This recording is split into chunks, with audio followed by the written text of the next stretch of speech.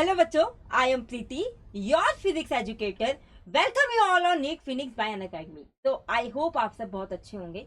आप लोगों के क्लास 10th में मार्क्स काफी अच्छे आए होंगे और अब आप क्लास 11th में आ चुके हैं। और क्लास 11th में आने के बाद जब आपने साइंस ले ली है और आप भी यही सोच रहे हो कि भाई आपको भी MBBS करनी है, आपको भी नीट का एग्जाम क्लियर करके एक अच्छे कॉलेज में जाकर MBBS की डिग्री लेनी है और लोगों का इलाज करना है, ठीक है। तो आप अगर इस वक्त पे ये वीडियो देख रहे हैं तो ये आपके लिए बेस्ट वीडियो होने वाली है अब तक की, ठीक है। कि अब आपके दिमाग में ये क्वेश्चन आ रहा होगा कि भाई हम क्लास 11th में आ चुके हैं, हमने मेडिकल भी ले लिया है, ठीक है, साइंस के अंदर। अब हम तैयारी कैसे शुरू करें? देखो बेटा, जब आप क्लास 10th से क्लास 11th में आते हो तो ये ना अपने आप में ही काफी बड़ा चेंज होता है। रीजन बीइंग, क्लास 10th में बच्चे आपका फोकस क्या रहता है? क्लास 10th में बच्चे आपका फोकस रहता है कि आपको सिर्फ बोर्ड्स के अंदर अच्छे एग्जाम लाने हैं। वो भी आपका इतना टारगेट रहता है यार, मतलब काफी सारे बच्चे ये सोचते हैं कि हमारे 95 प्लस आए, 98% आए, 100% आए। लेकिन कई सारे बच्चे ये भी सोचते हैं कि हमारा इतना परसेंटेज आ जाए कि हमें साइंस में मेडिकल मिल जाए। तो बेटा, अब जब आप बच्चे वो टारगेट अचीव करके जब आप क्लास 11th में आते हो तो यहाँ पे आपको बहुत ज्यादा चेंजेस देखने को मिलते हैं। उस वक्त पे आपकी जो साइंस की बुक होती थी बच्चा, एक ही बुक होती थी, ठीक है। एक ही बुक के अंदर आपके तीनों सब्जेक्ट आ जाते थे, चाहे वो फिजिक्स हो, चाहे वो केमिस्ट्री हो, या फिर चाहे वो बायोलॉजी हो, ठीक है। लेकिन जब आप आए बच्चा छलांग मार के किसमें, क्लास 11th में, तो वहां पे बेटा आपका सब्जेक्ट का, उस बुक का ही बाइफर्केशन हो गया। वो बुक, जो एक बुक आप देखते थे, वो बाइफर्केट होके 3 सब्जेक्ट में आपकी निकल कर आई। एक बनी आपकी फिजिक्स की बुक, एक बनी आपकी केमिस्ट्री की बुक और एक बनी आपकी बायोलॉजी की बुक, ठीक है ना। तो अब आपको ये चीज तो समझ जानी चाहिए कि अब आपकी नॉलेज काफी इन डेप्थ होने वाली है, काफी आपके ऊपर अच्छा खासा, मतलब ये नहीं है कि बच्चों की तरह पढ़ाई करी और बस हाँ नंबर आ गए। अब आपको अपना समय स्टडीज को देना ही होगा अगर आप कोई टारगेट अचीव करना चाहते हो। अगर आप क्लास 11th में हो और ये सोच रहे हो कि आपको डॉक्टर बनना है, तो ये बात तो बच्चे मान लो आप मेरी, कि आपके पास नाना करते हुए भी 1.5 अगर आप अभी से काउंट करोगे, ठीक है ना, अभी से अगर आप काउंट करोगे तो लगभग लगभग आपके पास 19 से 20, 19 से 20 मंथ्स हैं, ठीक है। ये आप मान सकते हैं, इतना आप मान ले। लेकिन हाँ, इतना आप मान लो कि 19 से 20 मंथ्स आपके पास है ही है, ठीक है ना। अगस्त से अगर आप, मतलब मैं वो टाइम ही आपको बता रही हूँ, चलो आप इसको वो टाइम बता रही हूँ जिस टाइम पीरियड में आपका सिलेबस कंप्लीट हो जाएगा, ठीक है। जब आप इस टाइम के बाद, जब आप एग्जाम से पहले आपके पास 2 महीने बचेंगे और आप अपना रिवीजन कर रहे होगे, ठीक है। तो यह, अब इसको आपको कैसे लेके आगे जाना है, यही बच्चे आपको देखना है। देखो, आप कर रहे हो नीट के एग्जाम की प्रिपरेशन, राइट। नीट के एग्जाम के प्रिपरेशन से पहले मैं आपको कुछ चीजें बताऊंगी कि आप पहले नीट के एग्जाम को समझो कि नीट का एग्जाम आपसे मांग क्या रहा है, ठीक है। तो नीट का एग्जाम, अगर आप बच्चे नीट के एग्जाम को देखते हो ना, तो यहाँ पे ध्यान देना, फोकस करना बच्चे मेरे। यहाँ पर जो नीट का एग्जाम है उसमें आपके तीनों सब्जेक्ट आते हैं, PCB, ठीक है। ये दोनों बेटा, दोनों मिला के 50% आपका सिलेबस लेते हैं। ओनली बायो ही आपका 50% सिलेबस ले लेता है, ठीक है ना। लेकिन बच्चे गलती क्या करते हैं, देखो, क्योंकि आपने मेडिकल लिया है, आपका बायोलॉजी में ऑलरेडी काफी अच्छा इंटरेस्ट होता है, आपको मजा आता है बायोलॉजी सब्जेक्ट को करने में, ठीक है। और एक बात मान के चलना, जिस सब्जेक्ट में हमको मजा आता है ना, उस सब्जेक्ट में हमें टाइम, मतलब एज सच हमें, हमारे दिमाग पे इतना प्रेशर नहीं होता, तो हम उसको एंजॉय करते हुए हम उस सब्जेक्ट को कर लेते हैं। बच्चे कहीं ना कहीं केमिस्ट्री भी कर लेते हैं, लेकिन बच्चों को दिक्कत आती है किसके अंदर, फिजिक्स के अंदर। तो बहुत सारे मिथ भी होते हैं। पहले तो आपकी अभी क्लास 11th शुरू हुई है, ठीक है। आपको फिजिक्स को लेकर किसी भी तरीके का बच्चे मिथ नहीं रखना है। फिजिक्स आपके पेपर में बिल्कुल भी इतनी टफ नहीं आती है, लेकिन हाँ, अगर आप फिजिक्स नहीं करोगे, अगर आपका पूरा फोकस इन 2 सब्जेक्ट पे ही रहने वाला है बेटा, तो आपका कहीं ना कहीं रैंक, कहीं ना कहीं बच्चे आपका रैंक नीचे आएगा ही आएगा। क्योंकि फिजिक्स, मानो चाहे ना मानो आप लोग, फिजिक्स बच्चा आपके नीट के पेपर में रैंक डिसाइड करती है। बिल्कुल सही कहा, ठीक है, बिल्कुल मैंने ये बात बिल्कुल 100% सत्य बोली है कि फिजिक्स आपका रैंक डिसाइडर होता है कि आपकी रैंक कैसे आने वाली है। आपको पता है कभी भी कोई पेपर आपका 100% मुश्किल नहीं आता। ठीक है, आपके पेपर में 85% चीजें ऐसी ही आती हैं जो एवरेज और अबव एवरेज बच्चा सॉल्व कर लेगा। लेकिन कंपटीशन ही लास्ट के वो 15 क्वेश्चन पे आता है जहां जहां एग्जामिनर को ये पता होता है कि बच्चा यहाँ पे अटकेगा ही अटकेगा, और कहीं ना कहीं उसमें से मेजॉरिटी ऑफ द क्वेश्चन आपके फिजिक्स में फंसते हैं। क्यों फंसते हैं? इसलिए नहीं फंसते क्योंकि फिजिक्स का पोर्शन बहुत ज्यादा टफ आता है बेटा, इसलिए फंसते हैं क्योंकि हमने फिजिक्स को उस तरीके से कहीं ना कहीं तैयार ही नहीं किया होता जिस तरीके से हमें उस सब्जेक्ट को लेना चाहिए था।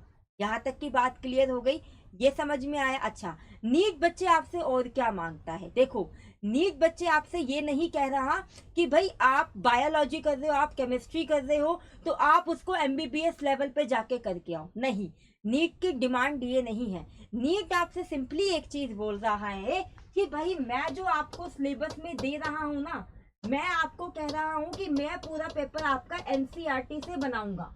ठीक है, मैं आपका पूरा पेपर एनसीईआरटी से बनाऊंगा, आपके क्वेश्चंस भी बच्चे एनसीईआरटी से आएंगे। लेकिन जो नीट है बच्चे, ये आपसे मांगता है क्या बच्चे? ये आपसे कहीं ना कहीं मांगता है स्पीड। यस, क्योंकि आप अपने एग्जाम की तैयारी शुरू कर चुके हो या फिर करने वाले हो, तो एक चीज ध्यान में रखना कि आपको शुरू से ही क्वेश्चन करने की स्पीड आपकी कितनी जा रही है, क्योंकि आपको ये पता होना चाहिए कि वहां आपको 180 क्वेश्चन करने हैं। वहां बच्चे आपको 180 क्वेश्चन करने हैं, और 180 क्वेश्चन करने का मतलब आपको पता है कि 1 मिनट में आपको क्वेश्चन रीड भी करना है, आपको क्वेश्चन सॉल्व भी करना है, आपको उसका ओएमआर शीट में भी फिल करना है। तो ये 3 प्रोसेस आपको 1 मिनट के अंदर करना होगा। तो आपको कहीं ना कहीं बच्चे न्यूमेरिकल को सॉल्व करने की स्पीड तो बच्चा आपको इंक्रीज करनी ही होगी। ठीक है, अच्छा, तीसरा बच्चे क्या, कई बार हम लोग क्या मिस्टेक करते हैं किसी भी एग्जाम की प्रिपरेशन को करते वक्त कि हम लोग है ना, मतलब सिलेबस से बाहर जाके बहुत सारी चीजें कर लेते हैं। हमें सिलेबस का ही कुछ अता पता नहीं होता, लेकिन हमें ये नहीं पता होता कि एनटीए ने या फिर नीट का जो सिलेबस है वो आपसे क्या करने के लिए कह रहा है। हम उसको तो आधा करेंगे, लेकिन हम बाकी की सारी किताबें लेकर आ जाएंगे और उसको हम करना शुरू कर देंगे। ठीक है, तो सबसे पहले आपको क्या करना है बच्चे, ये चीज दिमाग में रखते हुए, अगर आप नीट की प्रिपरेशन कर रहे हो तो एनटीए की साइट पे जाओ, या फिर सिंपली अगर आप डालोगे, या फिर मैं टेलीग्राम पे भी अपलोड करवा दूंगी आपका नीट 2025 का सिलेबस। कोई चेंजेस आते हैं, ज्यादा चेंजेस नहीं होते हैं, वो आपको सेम टाइम पे पता चल ही जाता है। ठीक है, आप बच्चे सबसे पहले अपना सिलेबस को डाउनलोड करो। ठीक है, आपको जो भी मतलब सिलेबस आपने जब डाउनलोड किया, जब आपने उसको अपने सामने रखा, प्रिंट आउट निकलवा के रखना, फोन में मत रखना। ठीक है, उस सिलेबस को अच्छे से एनालाइज करना।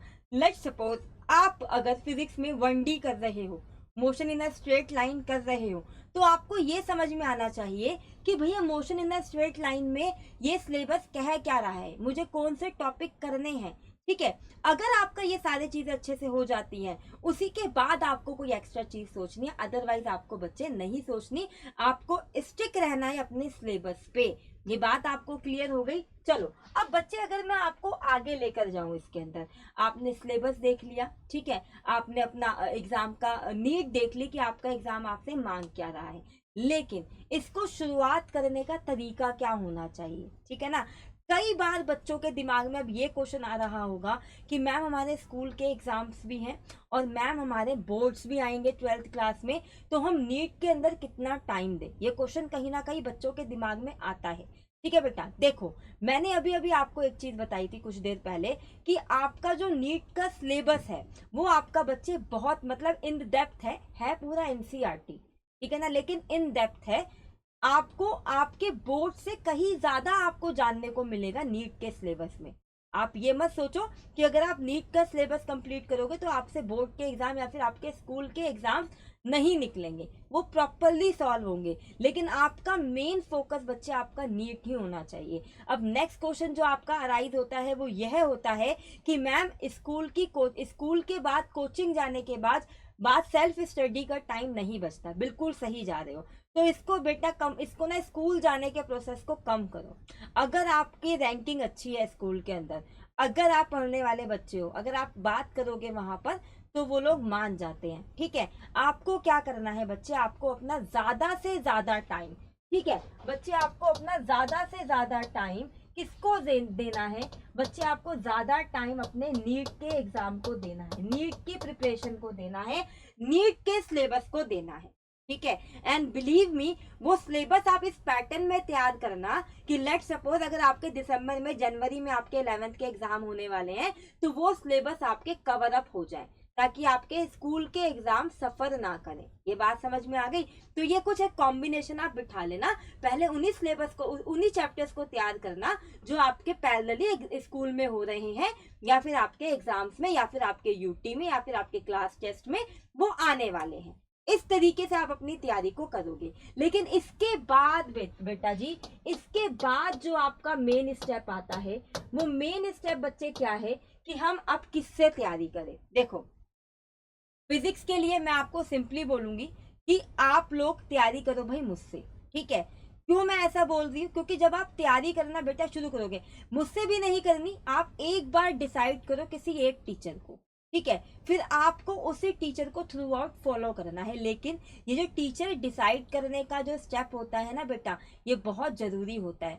लेट सपोज कि आपने अपने लिए किसी टीचर को डिसाइड किया, ठीक है, और उसके बाद आपको ऐसा लग रहा है कि भाई अब मिड में जाके आपको ऐसा लग रहा है 7 महीने बाद कि यार मुझसे नहीं हो रहा, मेरे को समझ में नहीं आ रहा।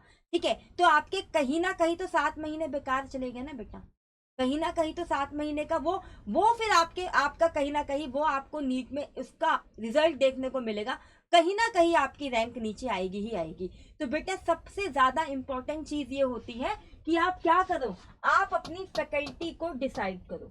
ठीक है, आप अपनी बच्चे फैकल्टी को डिसाइड करो, ये आपका एक इम्पॉर्टेंट स्टेप होता है। ठीक है, आप एक बार फिजिक्स मुझसे लेके देखो, आपको डेफिनेटली कहीं कोई कमी नहीं लगेगी। ठीक है, अच्छा, आप जब आपने अपनी फैकल्टी को डिसाइड कर लिया, उसके बाद आपको क्या करना है, ध्यान दीजिएगा।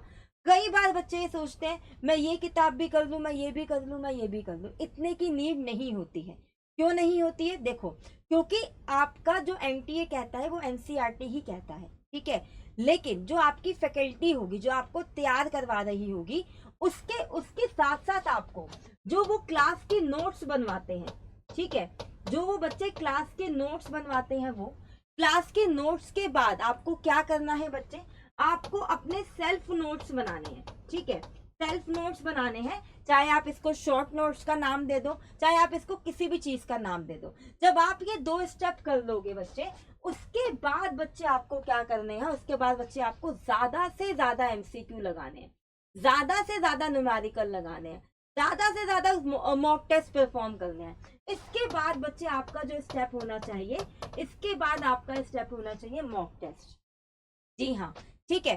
अब प्रॉब्लम क्या आती है, मैम हमें आपसे ना 1D motion in a plane, चाहे रोटेशनल कह लो, ये सब कुछ समझ में तो आ गया, लेकिन प्रॉब्लम, मेन प्रॉब्लम पता है कहाँ आती है बच्चे? मेन प्रॉब्लम बच्चे वहां आती है जब आप ये चैप्टर किया, लेट सपोज आपने 1D मोशन किया, ठीक है, ये आपने अगस्त के फर्स्ट वीक में कर लिया। ठीक है, ये आपने अगस्त के फर्स्ट वीक में बच्चे कर लिया, लेकिन अब होगा क्या, ये चैप्टर आपका 3-4 महीने तक खुलेगा नहीं। ठीक है, और आप चीजें धीरे धीरे करके क्या करोगे बच्चे, धीरे धीरे करते हुए आप चीजों को भूलना शुरू कर दोगे, और जैसे ही बच्चे आप चीजों को भूलना शुरू कर दोगे ना, वैसे ही आपके बैकलॉग्स इकट्ठे होना शुरू हो जाएंगे। आपको किसी भी चीज को ऐसे नहीं करना यस ये तो हो गया, इसको साइड में नहीं, the most least but the last but not the least, that क्या आपको बच्चे करना है, आपको बच्चे रिवीजन को परफॉर्म करना है। ये आपकी हर वीकली होनी चाहिए। ठीक है, एक चैप्टर हो गया, रिवाइज करो, फिर उसके बाद एक और हो गया, फिर 2 चैप्टर हो गए रिवीजन के लिए, फिर 3 हो गए, फिर 3 चैप्टर हो गए रिवीजन के लिए। लेकिन एक चीज मान के चलना, आपको लग रहा होगा मैम 3 चैप्टर रिवीजन के लिए, जब आप तीसरे स्टेप तक आओगे ना, तो पहला चैप्टर 2 बार रिवाइज कर चुके होगे, और जब आपके पहले चैप्टर की 2 बार रिवीजन हो जाएगी ना, तो तीसरी बार में आपको शायद इसको 5 मिनट लगेंगे रिवाइज करने में। ठीक है, ऐसे ही आपको रिवीजन का प्रोसेस चालू रखना है। तो बेटा ये एक तरीका होता है आपको, जो आप कह रहे हो ना कि हम कैसे शुरू करें अपने क्लास 11 से नीट की प्रिपरेशन, तो ये एक तरीका होता है प्रिपेयर करने का। तो आई होप कि आपको ये सेशन अच्छा लगा होगा, इंफॉर्मेटिव लगा होगा। ठीक है, तो मिलते हैं हम अपने क्लास वाले सेशंस में अपने चैनल पे, जिसका नाम है नीट फिनिक्स बाय अनअकैडमी। तो guys till then take care, bye bye, eat healthy, stay healthy, have a nice day.